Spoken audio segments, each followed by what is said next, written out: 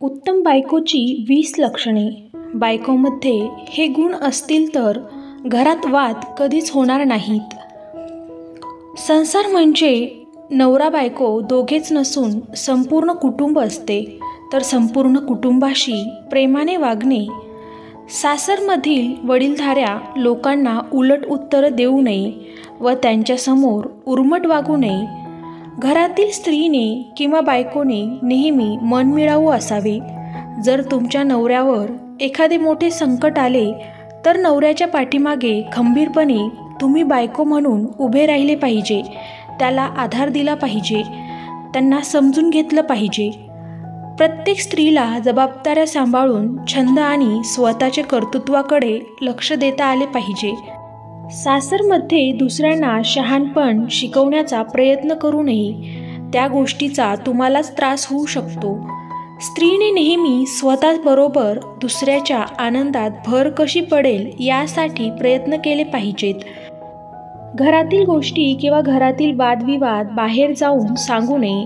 त्यामुळे आपल्या घराचे नाव खराब होते आणि बाहेरच्या लोकांमुळे आपल्या घरात अजून जास्त भांडणं लागू शकते. आपल्यामुळे घरात भावाभावामध्ये किंवा बहीण भावामध्ये किंवा मायलेकांमध्ये भांडण होईल असे वर्तन ठेवू नये. घरातील क्षुल्लक तक्रारी नवऱ्याला वारंवार सांगू नका, कारण त्यामुळे त्यांचे कामाकडे दुर्लक्ष होऊन यश प्राप्त करू शकणार नाही आणि त्या गोष्टीचं टेन्शन घेऊन त्यांच्या तब्येतीवरही त्याचा परिणाम होऊ शकतो. नवरा जर कोणत्या काळजीमध्ये असेल, टेन्शनमध्ये असेल तर त्याची चौकशी करून त्यांना मानसिक आधार देणे बायकोचे प्रथम कर्तव्य आहे. माहेरच्या लोकांसमोर चुकूनही आपल्या नवऱ्याचा अपमान करू नये. त्यामुळे आपल्याच नवऱ्याची किंमत कमी होते. जर नवऱ्याबरोबर भांडण झाले तर लगेच माहेरी निघून जाणे चुकीचे आहे.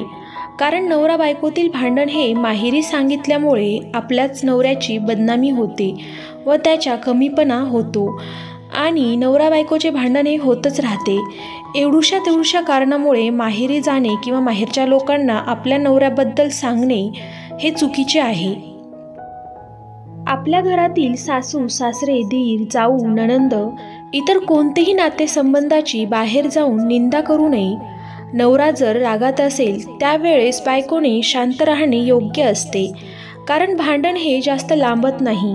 संसार म्हटले तर स्त्रीने समजूतदारपणाने घेतलेच पाहिजे, तरच संसाररूपी वेल एकदम चांगल्या प्रकारे बहरू शकते.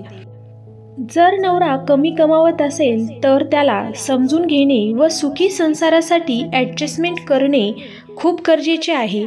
नवरा बायको दोघांनीही जे असेल त्यात समाधान मानून संसार सुखी करावा. जर सासरमध्ये अपमान होत असेल तर त्याचे उत्तर योग्य भाषेत व मर्यादेमध्ये राहून द्यावे. सासरमध्ये जर सतत चूक काढत असतील तर थोडे दिवस किमान ती चूक सुधारण्याचा प्रयत्न करा आणि सर्वांचे मन जिंकण्याचा प्रयत्न करावा. तसे नाही झाले तर दुसऱ्यांना बोलण्यापेक्षा आपल्या कामातून स्वतःचे वेगळे अस्तित्व निर्माण करा. सुखी संसार हवा असेल तर लहान सहान तक्रारी करू नये.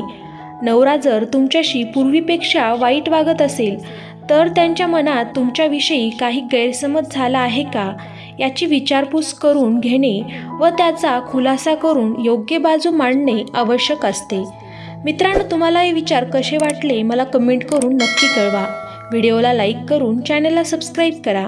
धन्यवाद.